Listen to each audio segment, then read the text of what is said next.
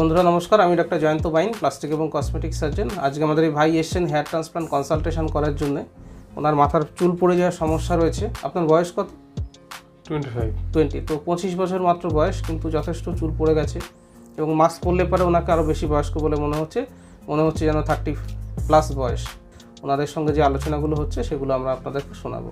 তো আমরা 3000 follicle plan করছি। আর একটা হচ্ছে হেয়ার লাইনটা নিয়ে একটুখানি আমি বলে দিই।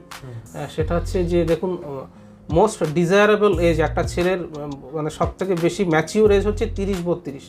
যেমন আমাদের ক্রিকেট টিমের ক্যাপ্টেন ছিলেন বিরাট কোহলি, ওনার এখন বয়স 35 না 32-34 এর কাছাকাছি ওনার বয়স। তো এই এজটাতে সব থেকে বেশি, তার থেকে বয়স কম হলে বাচ্চা বলে মনে হয়, তার থেকে বয়স যখন 40 ক্রস করে যাচ্ছে বৃদ্ধ বলে মনে হয়। তো আমরা হেয়ার লাইনটা, এই যে হেয়ার লাইন যেটা রয়েছে, এটা কিন্তু বয়সের সঙ্গে সঙ্গে একটু একটু পিছিয়ে আসে, সেটা ন্যাচারাল। তো আমরা সবসময়তে চাইবো আপনার 30 বয়সের কাছাকাছি যে হেয়ার লাইনটা রয়েছে সেই হেয়ার লাইনটাকে মেনশন করা।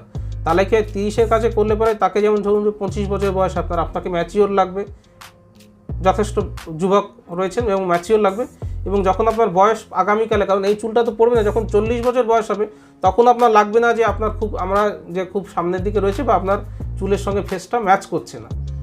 অনেকের আমরা শিং ভেঙে বাছুর হওয়া বলি না, যে শিং ভাঙলে কিন্তু বাছুর হয়। আপনার বয়স হয়ে গেছে ধরুন 45, কিন্তু হেয়ার লাইন একদম সামনে, জিনিসটা একটুখানি অস্বাভাবিক মতো লাগে। সেই জন্য 30-32 বছর বয়সের যে হেয়ার লাইনটা থাকে সেটা আমরা মেনটেন করব এবং আমরা এই ওপরের দিকে তাকিয়ে দেখবো যে আপনার কোথায় ভাঁজটা শেষ হচ্ছে এবং দুটো বোনসের কোথায় সংযোগস্থল, সেই হিসেবে আমরা হেয়ার লাইনটা কিন্তু আপনার ঠিক করব। এবং যে আমরা ঠিক করি পেশেন্টের মুখের সঙ্গে, কারোর মুখ ধরুন একটু গোলাকার থাকে, কারোর মুখটা একটু লম্বা থাকে, সেটার সঙ্গে ম্যাচ করে আমরা হেয়ার লাইনটা ফিক্স করব।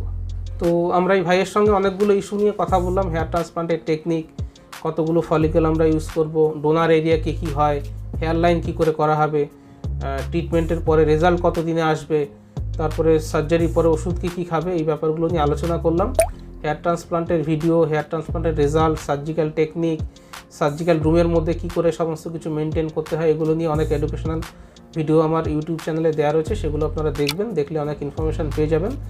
আর হেয়ার ট্রান্সপ্লান্ট যদি করতে চান তাহলে ডোনার এরিয়ার ফটো, যেখানে চুল রয়েছে, যেখানে খালি হয়ে গেছে, পাঠিয়ে দেবেন।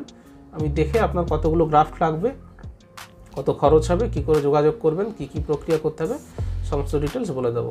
ভিডিওটা ভালো লাগলে লাইক করবেন, শেয়ার করবেন, চ্যানেলটাকে সাবস্ক্রাইব করবেন। ভিডিওটা দেখার জন্য ধন্যবাদ, নমস্কার।